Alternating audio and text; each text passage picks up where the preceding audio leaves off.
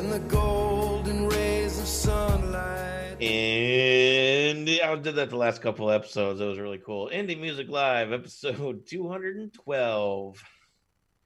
What's up? I'm JoeJoeKeys. I'm wearing my Die Happy shirt. If you know who Die Happy is, then we can be friends forever. It's about 12 people, by the way.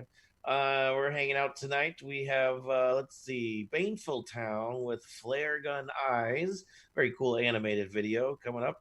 Review off the website a few months back. We're getting caught up. And we have Micah Sheveloff from Florida, Boston, somewhere. He's been around. He's been around for a while. He's older than we are. No. And then Limberlost. We know Limberlost, former featured, past, I don't want to say former, past featured artist. Limberlost with Setting Sun. So that song came out a couple months ago. They've already come out with a new single. We've already put a new review up, so we're running a little behind on that sense, but it's gonna get on there eventually. And we just play the reviews as they come in, and if we get behind, we get behind, and we catch up. And David's here. What's up, Dave? But we're not that far behind. I'm looking at the website right now. July 7th, our most recent review. The postings are all caught up. Yeah, but I'm talking the songs that are on the show. It's exciting though. There were times I think we were like 2.5 months post dating. We were just so backed up. But yeah, we got Afton Wolf, we got the Spiritual Leaders, John Michael Ferrari. Bunch of new reviews posted on the site. Check them out. Leaders coming as featured artists coming up in the next couple of weeks. And, oh, cool. They're from Ireland. I said the UK, but they're from Ireland. All right. So what do they say? Oi? No, that's Australians. I'm so dumb. All right, so let's check out some Baneful Town with Flare Gun Eyes. And Blake G was supposed to be here. He got a new job and he's in training, so we're going to give him a pass tonight. So let's see Baneful Town, Flare Gun Eyes. We'll be right back.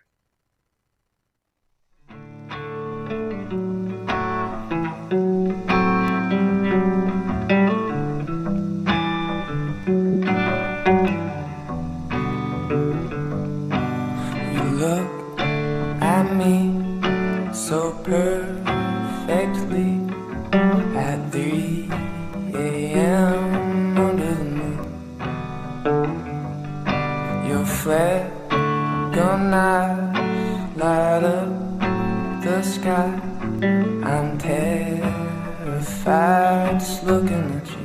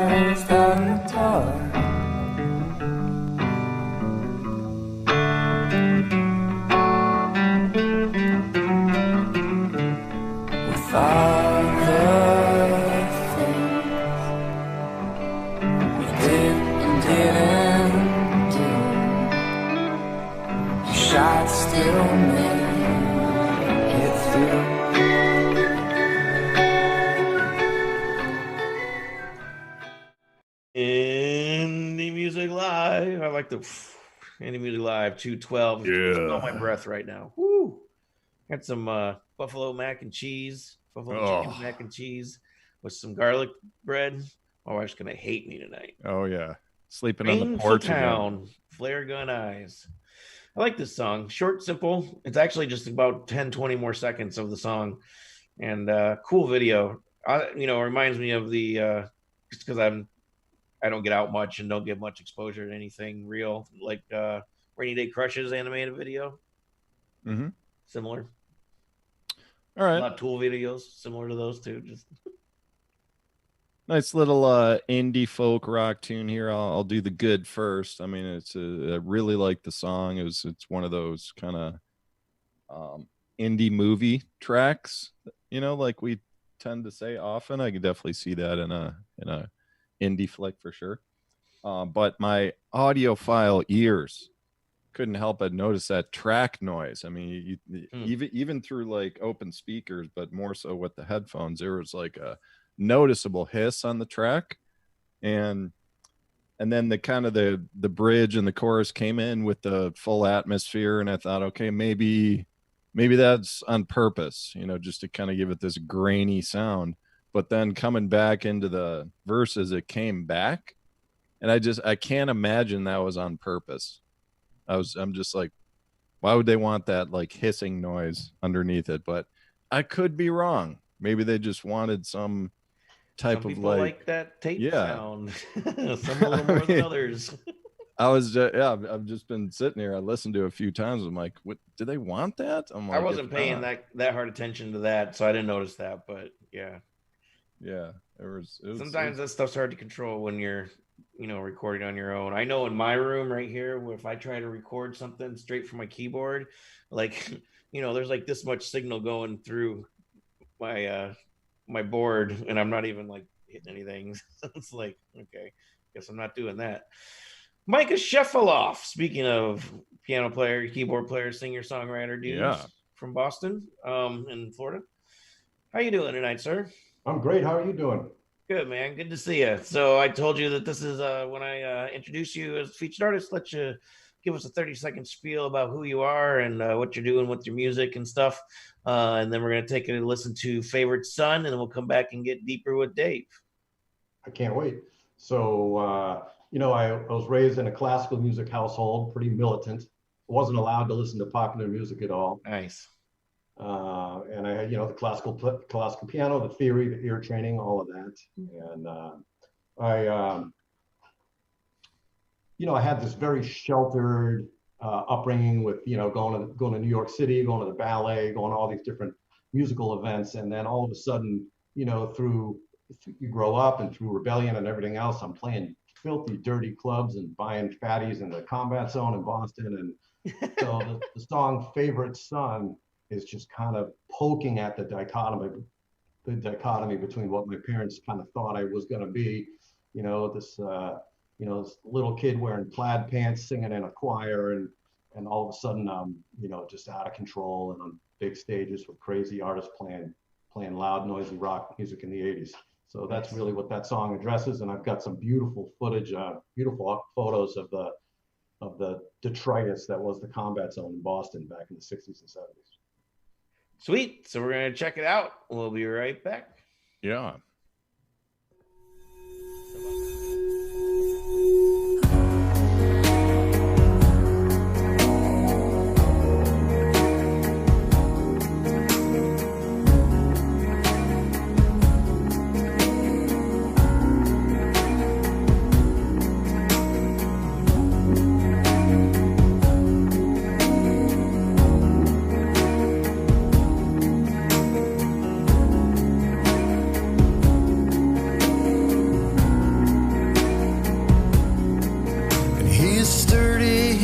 Faithful, he bows his head down low.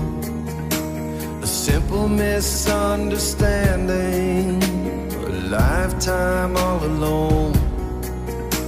He pushes through a sandstorm on the battlefield in his head. And when the golden rays of sunlight paint him lying on his bed, he's strong like a secret agent man, a proper coat and tie. His little toy soldiers stare back at him as he fights the urge to cry. But somewhere back in Boston, where he first stood like a man, he offered up forgiveness, he tried to understand.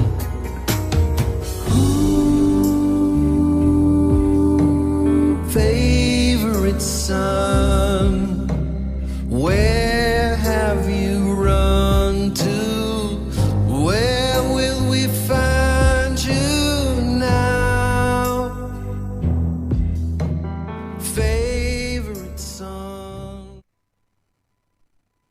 This song reminded me of my favorite Bruce Springsteen song called Secret Garden.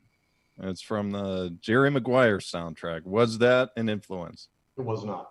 It wasn't. It was not. As a matter of fact, real quick to address the influence, I walked into a rehearsal, vocal rehearsal, and one of the woman, Beth Patella, who sung harmonies for me at that time, she was also a musical therapist, and she had something called a meditation bowl, and you strike it with a mallet and kind of rub it. And she struck the meditation bowl, and it played in F sharp above middle C for you theory junkies. And the second it was this crazy ethereal sound, and the second I heard that, I sat down at the piano and out came the song. So. Oh wow! So it was like that tone and that note just kind of like just alone it inspired you. That's cool. Big time. That's a fact. That's how that happened. That's awesome. Yeah, the other band I thought of was Hozier, something more modern, but above everything in this tune, what really stood out was just, man, the production was really great, man.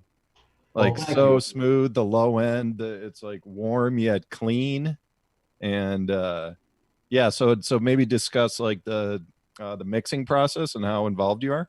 Sure. So and shout out a producer if you want to. Yeah. So I was so fortunate when I moved to St. Petersburg, Florida. I went to a recording studio called Big 3, which had they had a label, they had Cheap Trick. And they were like, for what you're doing, you should call this guy. He works here sometimes, but he also, he works sometimes at another studio. And his name is Jason Pennock. And he had been in LA for over a decade doing label work. And he just wanted to raise his kids back here in St. Pete. And he did an unbelievable job. And Favorite Son's got a little Moog synth bass going on in there. The other aspect of all of this is that you mentioned before your audiophile ears. I've been doing the audiophile thing since I was for a really long time, and so the whole mixing thing for me is a very, very big deal and an intensive process. Every session in the studio, he would email me a WAV file, and I would go home. I would take that WAV file, burn it to a CD, and go to my big system, which is a big pair of teal floor standing speakers and a huge amplifier. And I would sit and listen to very carefully to what I had done every single session. So I'm very involved in the mixing process, and I've just been doing it a long time, and I want a certain sound. Understood, man. It's like the one thing you didn't mention in your preamble to your song was that your dad was a music professor at Boston University. Yet he was still very strict in the household. Like, did he not encourage like free thinking, creative, musical behavior and stuff like that? I'm interested to hear about that. Yeah. Well, he's gone now, so he's not here to defend himself. But I'll tell you, he was, he did a lot of things right in terms of, when I went off the deep end and started playing rock and roll, he didn't freak out. He's like, just as long as you're earning, earning a living and not being a bum in the basement, whatever. But in the Partridge Family era, give or take. Right. He was just like, this is junk. You're not listening to that in the house. And so I would sneak like a vacuum tube table radio next to my bed when I would go to bed at night, and I would sit and listen to Boston WRKO. Top 40 radio, and I would, I'd hear song after song that was pretty much crap to me, and then I would hear something unbelievable like Laughter in the Rain by Neil Sedaka or one of the Beach Boys tracks, and it would just like it just Shannon by Henry Gross, it just changed my life. So like that first song, High Notes, on the new record Rockville, High Notes is about that experience of listening to these unbelievable hooks from 70s pop songs, which basically converted me, and I decided at that point I was going to write songs, and it was no looking back from there. That's cool, man. Yeah, the other little bit of rock history here I wanted to just touch on. So like you were in a band called The Dream with Gary Sharon for a year, which became Extreme. Like, is that what happened? Like what? Oh yeah. So that story is they sold the name to a CBS for a TV show and became X Dream. That's where Extreme came from. So Extreme is really X Dream. Interesting. Gary is credited on Rockville because I made him listen to every track along the way, kind of. But yeah, he is a he would have been Bob Dylan, I think. You know, like he's just a very thoughtful lyricist and an incredible talent, I think. He would have been Bob Dylan? In other words, he's you know, Bob Dylan, I think a lot of Bob Dylan's success was because he coincided with that movement in time and the whole 60s free love. Right. Not to take anything away from Bob Dylan, but you know, it is all when you land. And Gary is very thoughtful in a similar way as a lyricist. Yeah, and it just looks like, I'm just looking through your bio on your website, which is MicahSheveloff.com. Very simple, his name.com. Yeah, man, you played with a bunch of people over the years, but so you said you're before in the green room, you said, I guess you consider like your heyday was like basically the decade of the 80s? No, you know, that was my rock and roll heyday. Although 2003, 2008, I was in a band called the Voodoo Jets, which I founded with the drummer of a hair band called Steelheart. I don't know if you know who that is. John Fowler, and Francesco Perona was the bass player and the singer. And that got a lot of really favorable reviews, those two records. And unfortunately, John, the drummer, passed away. But so I've had a weird, and when John died, I really decided I wanted to go back to my roots, the classical piano roots, and write, you know, Joni Mitchell, Barry Manilow, David Bearwald, complex pop songs with insane harmonies and unusual influences and thoughtful lyrics. And that's where I'm at now. Well, man, you've done an amazing job. I mean, just with this one song alone, I haven't heard your entire catalog, but like I said, this I'm big on high quality sound and mixing and just the, you know, the whole spectrum of the production. And you definitely nailed it here, man. Well, thank you. Interestingly enough, I've been asked by several fans for an LP, so that's on the way. It is. Okay, cool. So the other last question is there's a tab on your website. It says live shows, and all it says on the page is keep an eye out for live streams. So what are you doing in terms of performing right now? Yeah, so I am working that out. I'm just trying to find, you know, with COVID and everything, and I live in a 1,700 square foot apartment, and so I have, you know, and I have no gear. The only thing I own is a piano and a mic. So I'm just sorting out how I want to do that effectively. And honestly, I'm not an auto-tune guy. I want to just give people the real thing. So I'm just sorting out how to do that, but it will happen. All right. Well, when it does, please message us and come back. We'll do it. Honor to be here. Thank you all. Yeah. Thanks so much, man. All right. That was cool, dude. Yeah. I really, really love the sound on that, man. All right, so yeah, we're gonna play that Limberlost tune. It's called, I thought it was House of the Setting Sun, Joe, wasn't it? Either way, let's just do it. I don't think so. Let's just play it. Bingo.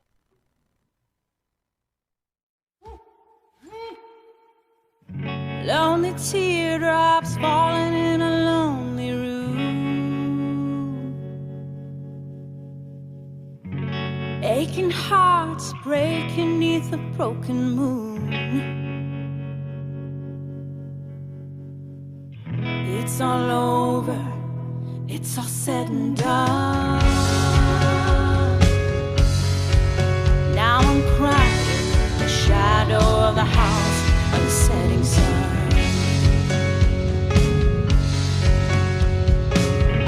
Blue raindrops dancing in a purple rain. Weeping willow, weeping on my window pane. Lost love left lonely in a world undone. Alone and crying in the shadow of the house of the setting sun. Nobody sees the tears I cry in the lonely, lonely room. Nobody knows the reason I'm so proud.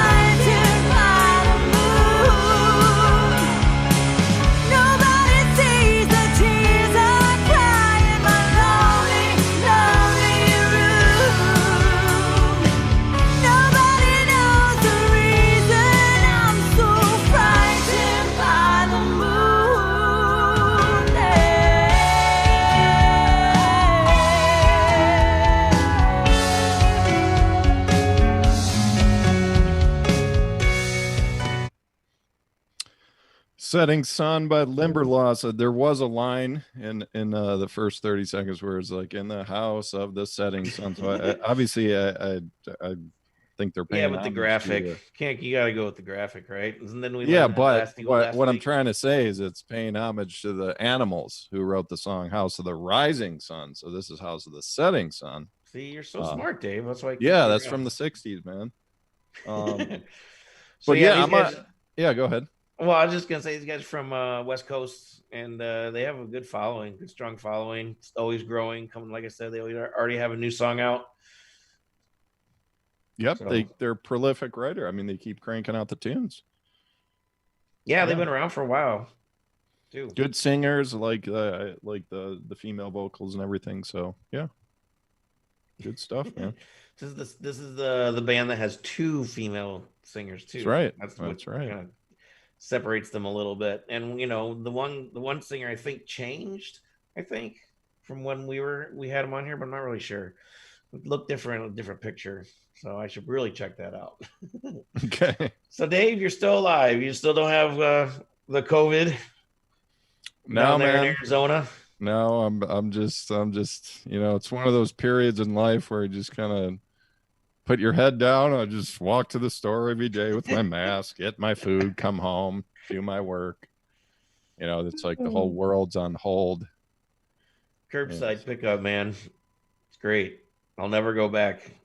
Even in a non-COVID world, I will still do curbside pickup from the grocery store now. It's great. Yep. I think a lot of habits are going to change after this thing is over. I think everyone's going to have PTSD for like 5 years on this whole thing. Yeah. I don't know. I tend to think that, a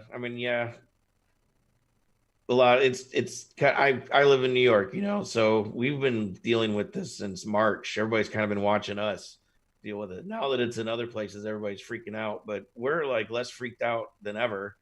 And so I almost feel like life is almost back to normal for me. And now I'm like, like all these people in Florida and Arizona and whatnot are like, oh my God, it's here. It's like, Yep, get used to it. Stay in the house for 3 months, wait for your numbers to chill out, and then go from there. Good luck. Yeah, as things may be starting to calm down, we're just going to inject a major election. Boom. Yeah, exactly. Right in the middle of all the craziness. It's like, hey, let's I go outside every day now. I work 6-7 hours a day outside of the house now. I just wear a mask whenever I'm around people and try to stay away from people as much as possible. That's about all you can do. So, all right, man.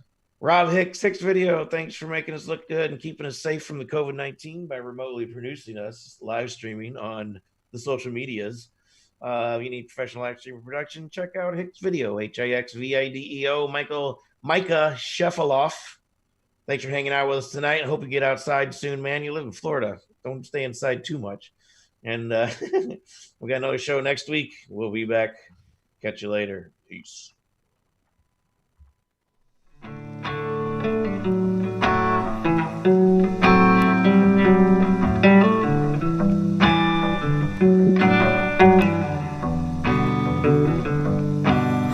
Look at me so perfectly